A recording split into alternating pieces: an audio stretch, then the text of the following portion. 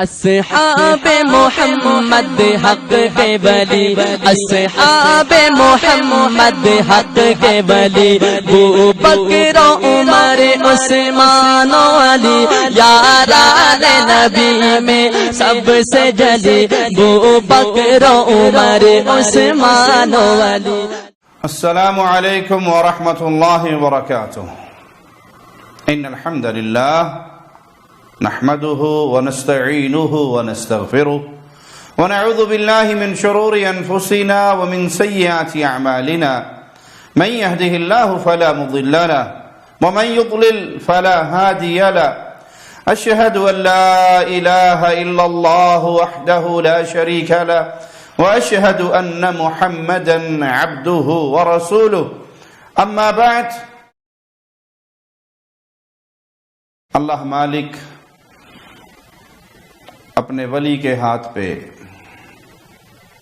خلاف عادت کوئی واقعہ ظاہر فرما دے تو یہ کرامت ہے، اور اہل الحدیث، اہل السنہ، اولیاء اللہ کی کرامات کو مانتے ہیں۔ لیکن جب آج معاشرے کو دیکھا جائے تو کرامات کے نام پر وہ چیزیں مشہور ہیں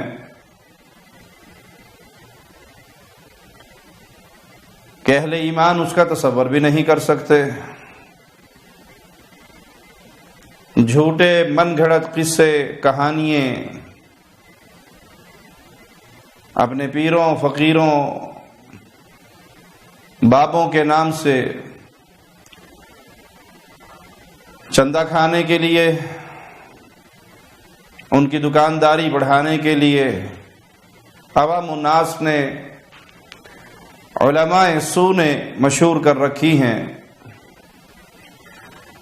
یہ بات میں اکثر کہتا ہوں اور آج پھر دہراتا ہوں کہ جب ہم اولیاء اللہ کے نام پہ مشہور غلط باتوں کا رد کرتے ہیں تو اکثر لوگ بے علمی میں یہ بات کہتے ہیں کہ آپ اولیاء کی گستاخی کر رہے ہیں، حالانکہ معاملہ یہ نہیں ہے۔ پیارے بھائی، جب ہم ان باتوں کا رد کرتے ہیں تو اس سے مراد اولیاء کا رد کرنا نہیں یا اولیاء کی توہین کرنا مقصود نہیں، کیونکہ اولیاء کا اس میں کوئی قصور نہیں۔ سارا گناہ تو ان کا ہے جو باہر بیٹھ کر گدی نشینی کے نام پر اس دکانداری کو چلا رہے ہیں۔ تو مقصود اس غلط بات کا رد کرنا ہوتا ہے، نہ کہ ولی کی توہین، کیونکہ ولی کا اس میں کوئی تعلق نہیں ہے، ولی نے اس کی تعلیم نہیں دی ہے۔ پیر عبد القادر جیلانی رحمہ اللہ سے کوئی بات ایسی ثابت نہیں، ان کی کتابوں سے، ان کے عقائد ایسے ثابت نہیں جس میں یہ ہو کہ پیر صاحب نے اپنی زندگی میں 12 سال تک ڈوبی ہوئی کشتی کو پار لگا دیا ہو۔ ایک مولوی صاحب کہتے کہ خان صاحب نے کہیں مسجد بنائی، وہ کسی اور کی جگہ پر بنائی تھی، محلے والے اس سے ناراض ہو گئے، اس نے کہا بھائی ہماری جگہ خالی کرو۔ اب یہ قصہ سنانے والے بھی خان صاحب ہیں، جس کا سنا رہے ہیں وہ بھی خان صاحب تھے، تو خان صاحب مسجد اٹھا کر، وہ بابا جی مسجد اٹھا کر چل پڑے اور اپنے علاقے میں گئے اور مسجد کو زمین پہ رکھا۔ بس وہ ٹیڑھی رکھی گئی تو تھوڑی سی ٹیڑھی ہو گئی، وگرنہ بابے نے پوری مسجد اٹھائی اور لے گیا۔ رانا بابا سوات میں ایک بزرگ گزرے ہیں، اس نے دلی میں مسجد بنائی تھی، اور بعد میں خیال ہوا کہ مجھے تو اپنے گھر جانا ہے سوات، تو پوری مسجد اٹھا کر کے روانہ ہو گئے۔ راستے میں کسی نے کہا دیوانہ بابا، مسجد تو خدا کا گھر ہے، رہنے تو لوگ نماز پڑھیں گے، وہی رکھ دیا اور ٹیڑھا رکھا ہے، جہاں سے اٹھایا وہ جگہ بھی معلوم ہے اور جہاں رکھ دیا وہ جگہ بھی معلوم ہے، مسجد موجود ہے۔ بھائی یہ سیمنٹ کی بوری نہیں تھی جو بابا اٹھا کے لے گیا، کوئی یہ 20 بلاک نہیں تھے جو بابا جی نے اپنی کمر پہ خان جی نے اٹھا لیے اور لے گئے، یہ پوری بنی بنائی مسجد، اور بابا جی لے کے چل پڑے اور سامنے بیٹھے ہوئے، سبحان اللہ، ماشاء اللہ۔ اللہ اپنے ولی کے ہاتھ پہ خلاف عادت کوئی چیز ظاہر کرے، یہ کرامت ہے۔ صحابہ کے ہاتھ پر بھی ایسی کرامتوں کا ظہور ہوا، اور سب سے بڑے ولی کائنات میں، اللہ کے اولیاء سب سے بڑے انبیاء کی جماعت کے بعد، وہ اصحاب محمد الرسول اللہ، وہ پیارے نبی صلی اللہ علیہ وسلم کے اہل بیت ہیں، ان سے بڑا کوئی ولی نہیں۔ اب صحابہ کے اندر اہل بیت میں آپ کو کہیں بھی کوئی قصہ نہیں ملے گا کہ ایک صحابی نے مسجد اٹھائی اور مسجد اٹھا کے چل پڑے، یہ 12 سال کی ڈوبی ہوئی کشتیوں کو پار لگا دیا۔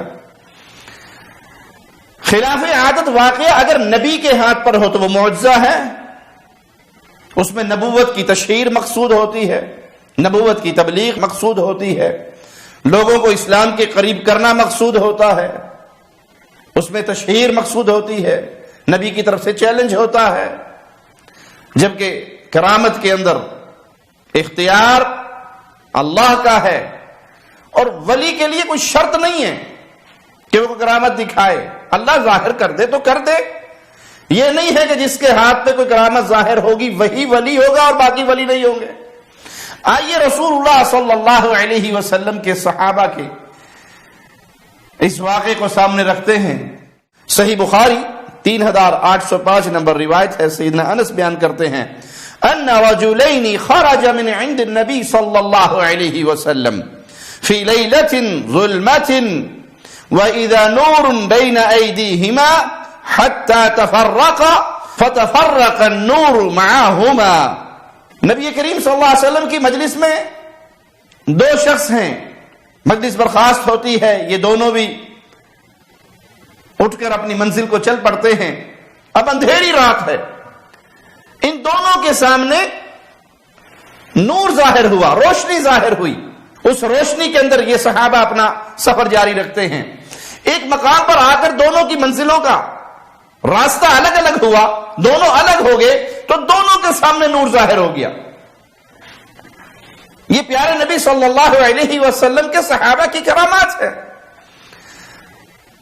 اندھیری رات ہے اور نور کا سامنے ظاہر ہو جانا، پھر ان کے راستوں کا الگ ہونا اور نور کا بھی دو حصوں میں تقسیم ہو کر دونوں کے سامنے ظاہر ہو جانا، یہ پیارے نبی صلی اللہ علیہ وسلم کے صحابہ کی کرامت ہے۔ اہل ایمان اس کو تسلیم کرتے ہیں، مانتے ہیں۔ پیارے نبی صلی اللہ علیہ وسلم کے صحابی سیدنا ابو بکر صدیق رضی اللہ عنہ کا یہ واقعہ جو صحیح بخاری میں حدیث نمبر 3581 ہے، ذرا سنیے۔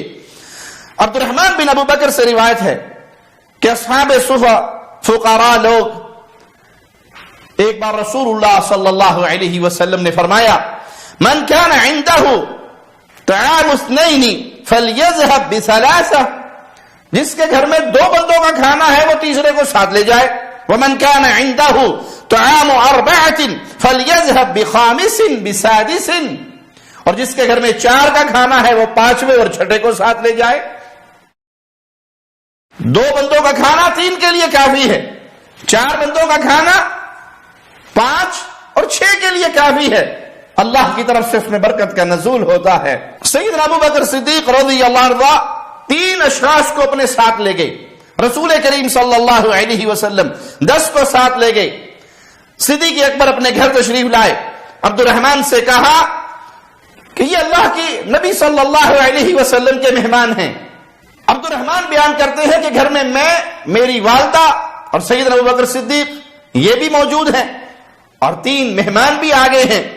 ابو بکر صدیق رضی اللہ عنہ وارضا رسول کریم صلی اللہ علیہ وسلم کے ساتھ کھانا کھاتے ہیں اور انہی کے پاس رک جاتے ہیں، عشاء کی نماز بھی ادا کرتے ہیں، اور پھر جب لوٹتے ہیں واپس تو دیکھا مہمانوں نے کھانا نہیں کھایا، تو آپ نے پوچھا تم نے کھانا نہیں کھایا؟ ہم آپ کا انتظار کرتے رہے، آپ تشریف لائیں گے تو ہم آپ کے ساتھ کھانا کھائیں گے۔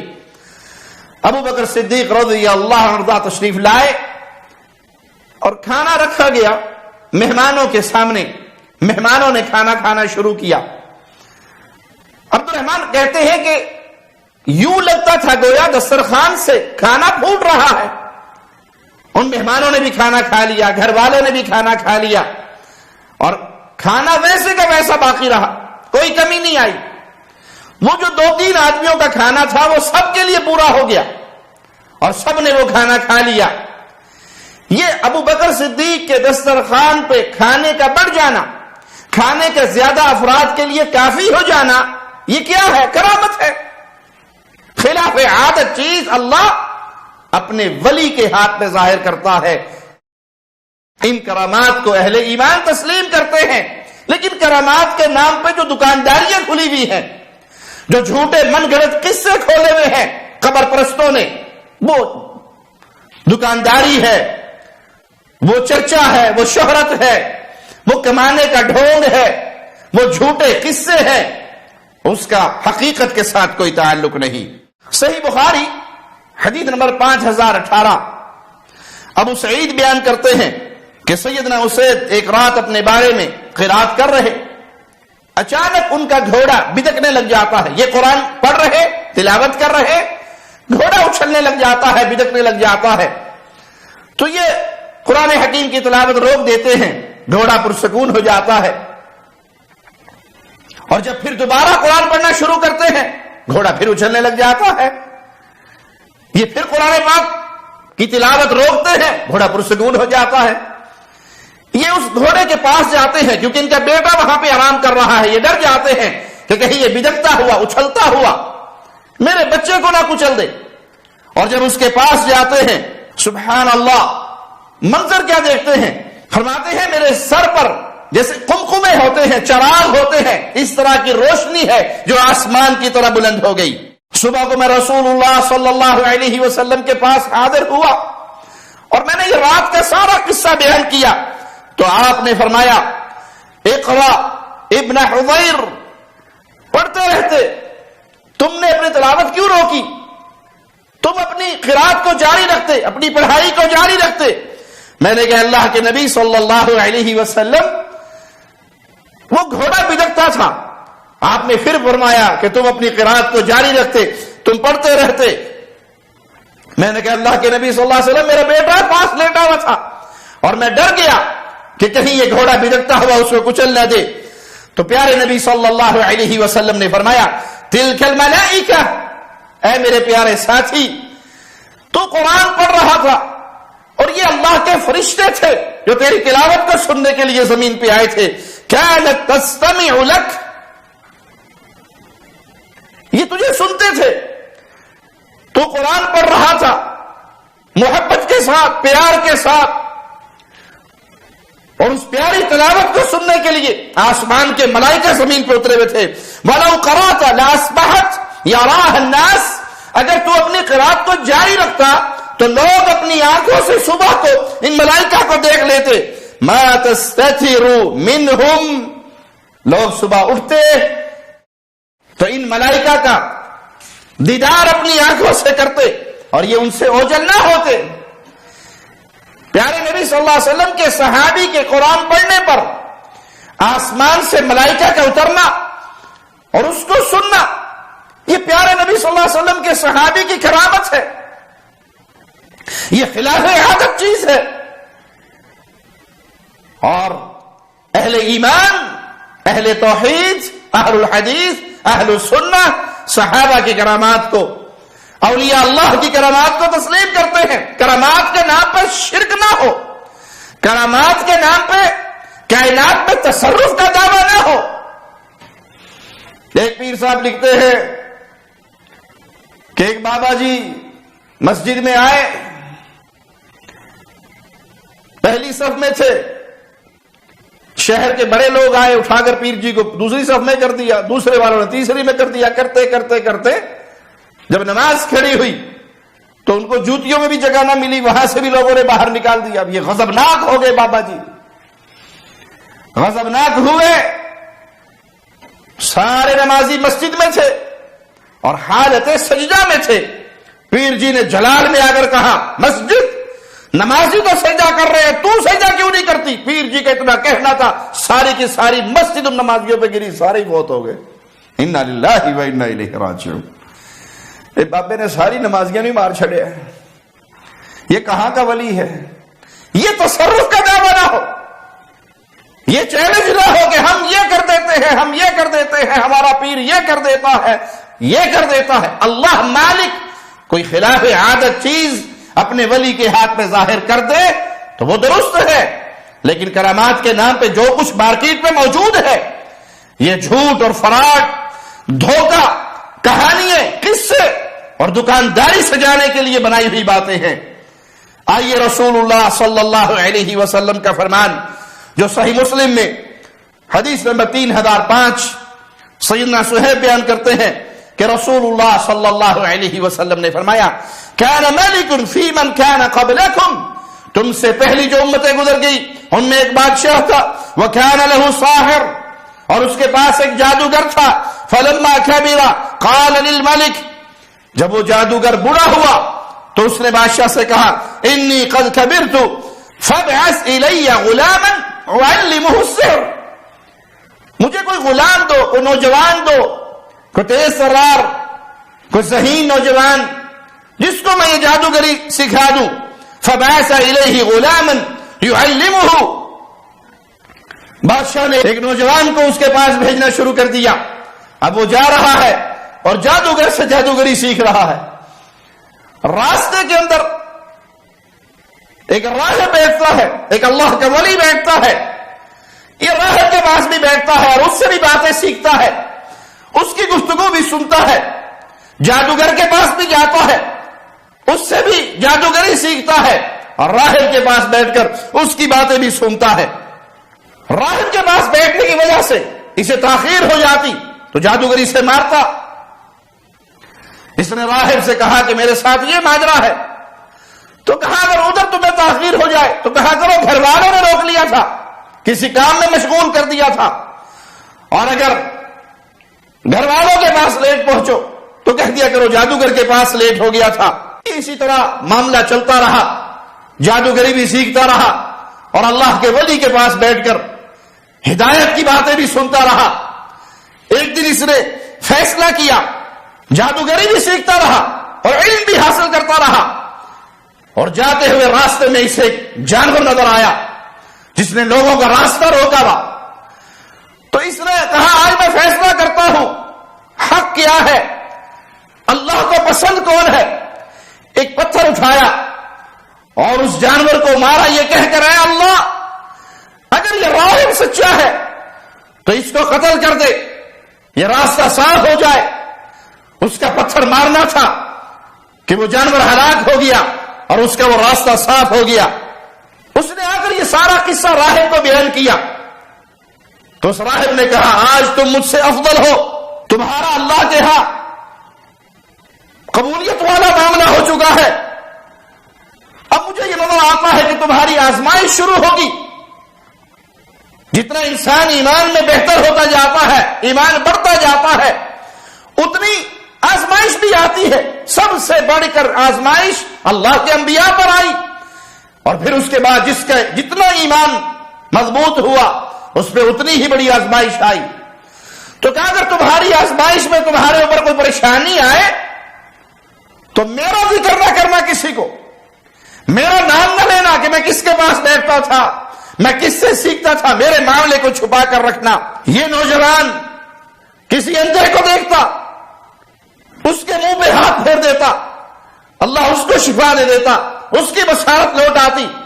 پھول بہری کا کوئی مریض ہوتا، اس کے اوپر ہاتھ پھیرتا تو اللہ اس کو ٹھیک کر دیتا۔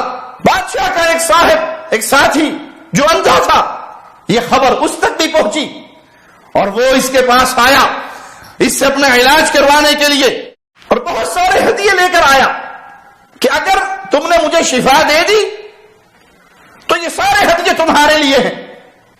نوجوان نے کہا شفا تو اللہ دیتا ہے، میں تو دعا کرتا ہوں، میں دعا کرتا ہوں اور اللہ شفا دیتا ہے، میرے ہاتھ میں شفا نہیں ہے۔ تم اس اللہ پر ایمان لے آؤ، اللہ تمہیں شفا دے گا، میں تمہارے لیے دعا کروں گا۔ اس اندھے کے لیے دعا کی، اللہ نے اس کی بینائی کو واپس لوٹا دیا، وہ مسلمان ہو گیا۔ اب وہ جا کر بادشاہ کے پاس بیٹھتا ہے، بادشاہ حیران ہو کر دیکھتا ہے اور کہتا ہے کہ تمہاری بینائی کس نے لوٹا دی؟ اس نے کہا میرے رب نے لوٹائی۔ بادشاہ نے کہا میرے علاوہ کسی اور کو بھی رب مانتے ہو؟ میرے علاوہ کسی اور کو بھی تم نے اپنا رب بنا لیا ہے؟ کہا میرا اور تیرا رب ایک بادشاہ نے اس کو قید کیا، اس پہ ظلم کیے، تو اس نے اس نوجوان کا واقعہ سارا بتا دیا کہ میں اس طرح اس کے پاس گیا اور اس نے میرے لیے دعا کی، اللہ نے مجھے شفا دے دی۔ بادشاہ نے اس نوجوان کو بلایا اور کہا کہ تمہارا جادو اب یہاں تک چل چکا ہے کہ تم مادرزاد اندھے کو ٹھیک کر لیتے ہو، مریضوں کو تندرست کر دیتے ہو۔ نوجوان نے کہا کہ نہیں، یہ جادو نہیں ہے، میں تو اللہ پر ایمان لے کر آیا ہوں اور میں دعا کرتا ہوں، اس دعا کی برکت سے اللہ ان کو شفا دے دیتا ہے۔ بادشاہ نے اس پر ظلم کیا، اذیت دیتا رہا، یہاں تک کہ اس راہب کا معاملہ بیان کر دیا کہ یہ سارا اللہ کا تعارف اور یہ علم میں نے اللہ کے اس ولی سے سیکھا ہے، اس سے میں نے یہ علم حاصل کیا ہے اور میں اللہ پر ایمان لے آیا ہوں۔ بادشاہ نے اس راہب کو بلایا اور آڑا اس کے سر پہ رکھ کے اس کے جسم کے 2 ٹکڑے کر دیے، وہ اللہ کا ولی شہید ہو گیا۔ اور پھر بادشاہ نے اس نوجوان کو اپنے ساتھیوں کے حوالے کیا اور کہا اسے فلاں پہاڑ پہ لے جاؤ اور وہاں سے اس کی چوٹی سے اسے دھکا دے دو تاکہ یہ مر جائے، معاملہ ختم ہو جائے۔ بادشاہ کے وہ ساتھی اسے لے کر پہاڑ پہ چڑھے اس کو پھینکنے کے لیے، اور یہ وہاں اپنے اللہ کو پکار کر کہتا اللہ اکفنیہم بما شئت، اللہ یہ مجھے مارنے کے لیے آئے ہیں، یہ ان کی پلاننگ ہے، اللہ تو مجھے کافی ہے ان کے مقابلے پر، اللہ مجھے جیسے چاہے ان سے بچا لے اور ان کو ہلاک و برباد کر دے۔ پہاڑ حرکت میں آتا ہے، ہلتا ہے، وہ سب کے سب گر کے ہلاک ہو جاتے ہیں اور یہ نوجوان چلتا ہوا بادشاہ کے دربار میں پہنچ جاتا ہے۔ بادشاہ کہتا ہے تیرا تو معاملہ ختم ہو گیا تھا، کہا نہیں میرا نہیں ختم ہوا، بلکہ جن کو تو نے بھیجا تھا وہ سب ہلاک ہو گئے، اللہ نے مجھے بچا لیا۔ بادشاہ دوسری ٹیم کو بھیجتا ہے کہ تم جاؤ اور تم جا کر اس کو پانی کے اندر، سمندر کے اندر پھینک آؤ، گہرائی میں جب پہنچو اس کو دھکا دے دو۔ اس نوجوان نے پھر وہی دعا کی اللہ تو بچانے والا ہے، اکفنیہم بما شئت، مجھے ان سے جیسے چاہے بچا لے۔ وہ سب کے سب غرق ہو جاتے ہیں اور یہ نوجوان پھر واپس بادشاہ کے پاس آ جاتا ہے اور آ کر کہتا ہے تو مجھے مار نہیں سکتا، تو خدائی کا دعوے دار ہے، لوگوں کا رب بنا بیٹھا ہے، لیکن تو مجھے مار نہیں سکتا۔ ہاں اگر تو مجھے مارنا چاہتا ہے تو پھر اس کا وہی ایک طریقہ ہوگا جو میں تجھے بیان کروں گا۔ کہا مجھے بتاؤ وہ کس طریقے سے میں تمہیں مار سکتا ہوں۔ کہا لوگوں کو اکٹھا کرو، لوگ اکٹھے ہو جائیں، مجھے اونچی جگہ پہ کھڑا کر دو، میرے کمان سے تیر لو، میرا تیر میری کمان میں ڈال کے چلاؤ اور زبان سے کہو میں اس غلام کو اس کے رب کے نام پہ مارتا ہوں، اس کے رب کے نام پہ قتل کرتا ہوں۔ جب تم یہ کہو گے پھر تم مجھے مار سکو گے۔ بادشاہ نے سب کو اکٹھا کر لیا، اس نوجوان کو کھڑا کر دیا گیا اور تیر مارا گیا جو اس کی کنپٹی پہ لگا اور یہ شہید ہو گیا۔ بادشاہ نے تو دل میں شکر کا کلمہ کہا ہوگا کہ جان چھوٹی، مڑ کے دیکھا تو وہ ساری عوام جو اکٹھی ہو چکی تھی وہ سب اس نوجوان کے رب پر ایمان لے آئے تھے۔ یہ نئی مصیبت میں پھنس گیا، اس نے حکم دیا خندقیں کھدواؤ اور خندقیں کھود کر ان کے اندر آگ بھر دو اور جو اس نوجوان کے رب پر ایمان لانے سے منکر ہو جائے ان کو چھوڑ دو، اور جو ایمان میں پکے رہے ان کو ان خندقوں میں ڈال کے جلا دو۔ اہل ایمان کو جلایا گیا، یہاں تک کہ ایک عورت آئی جو چھوٹے سے بچے کو جس نے اٹھایا ہوا اور بچے کی محبت ممتا پر غالب آئی، اس کے قدم ڈگمگائے تو اس نے کہا ماں صبر کر، تو حق پر ہے، چھلانگ مار دے، ہمارے سامنے اللہ کی جنت ہے۔ تو یہ کرامات ہے اولیاء کی، اللہ اپنے بندوں کے ہاتھ پہ ظاہر کر دیتا ہے، اس کو تسلیم کیا جائے گا۔ لیکن جو چیزیں آج دنیا کے اندر پیش کی جا رہی ہیں، مشہور کی جا رہی ہیں، کرامات کے نام پر شرک کا پورا دھندا چل رہا ہے، اس کا اسلام سے، اہل ایمان سے کوئی تعلق نہیں ہے۔ اقول قولی ھذا واستغفر اللہ لی ولکم ولسائر المسلمین۔ شب گریزاں ہوگی آخر جلوائے خورشید سے، یہ چمن معمور ہوگا نغمائے توحید سے